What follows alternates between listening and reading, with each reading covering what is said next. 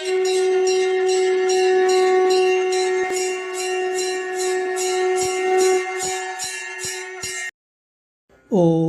ஸ்ரீ குருப்பியோ நம. ஓம் கம் கணபதையே நம. நம்ம ஸ்ரீநிகேதன் வலைதளம் வாயிலாக முருகப்பெருமானுடைய சஹஸ்ரநாமத்திலிருந்து தினமும் ஒரு நாமாவளியை சிந்திச்சுருக்கோம். இன்றைய தினம் 451வது நாமாவளியாக ஓம் தூத கில்பிஷாய நமாக.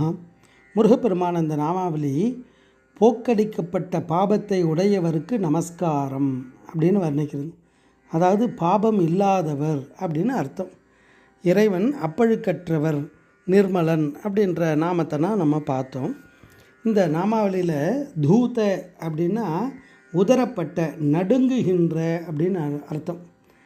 கில்பிஷம் அப்படின்னா பாவம், தப்பு, கெடுதி செய்தல், தீங்கிழைத்தல், குற்றம், நோய், இதுக்கெல்லாம் கில்பிஷம்னு பேர். அப்போ உதரப்பட்ட அப்படின்னா இப்போ ஒரு மரம் இருக்குது, மரத்தில் நிறைய பழங்கள் இருக்கும். அந்த பழங்கள் இருக்கிறதால தான் அந்த மரத்துக்கே பெருமை. ஆனால் அதே மரத்துலேருந்து எல்லாத்தையும் உதிர்த்துட்டால் அதுக்கிட்ட என்ன இருக்கும் அப்படின்னா அந்த காய்கள் கனிகள் இருக்காது.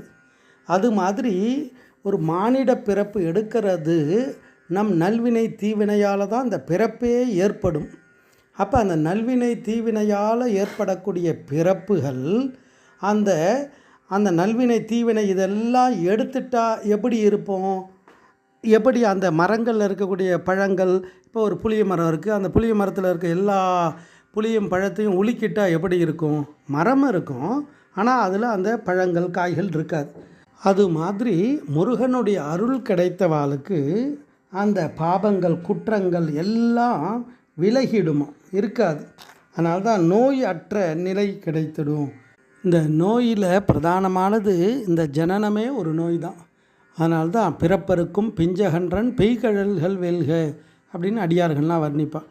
அப்படி முருகப்பெருமானுக்கு பவரோக வைத்தியநாதன்னு அவருக்கு பேர். அப்படி எல்லா விதமான தோஷங்களை எல்லாம் போக்கக்கூடியவர்.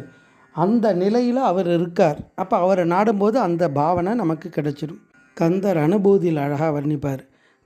வாழ்வெனும் இப்படு மாயையிலே வீழ்வாய் என என்னை விதித்தனையே, தாழ்வானவை செய்தன தாம் உளவோ, வாழ்வாய் இனி நீ மயில் வாகனனே அப்படின்னுவார். வாழ்வு அப்படின்றதே இந்த உலக வாழ்க்கை தான். இந்த மாயையில் பல துன்பத்தை எல்லாம் நான் அனுபவிக்கிறேன். அப்பேற்பட்ட என்னை திருப்பியும் தள்ளி விட்டுறாத. சரி, தள்ளி விட்டுட்ட, ஆயினும் நீ வாழ்க அப்படின்னு இறைவனை பார்த்து உன்னை நான் போற்றுறேன் அப்படின்றார். ஏன்னா இறைவனை போற்ற நம்மக்கிட்ட இருக்க குறைகள் எல்லாம் விலகிடும், இறைத்தன்மை கிடைச்சிடும் அப்படின்னு அதனுடைய தத்துவார்த்தம். அதை தான் அந்த நாமாவளி போக்கடிக்கப்பட்ட பாபத்தை அவர் அந்த வடிவமாகவே முருகனே இருக்காருன்றது தான் இந்த நாமாவளி தத்துவார்த்தமாக வர்ணிக்கிறது. ஓம் தூத கில்பிஷாய நமஹ. ஸ்ரீ குருப்பியோ நமஹ. ஓம் சும் சுப்பிரமணியாய நமஹ.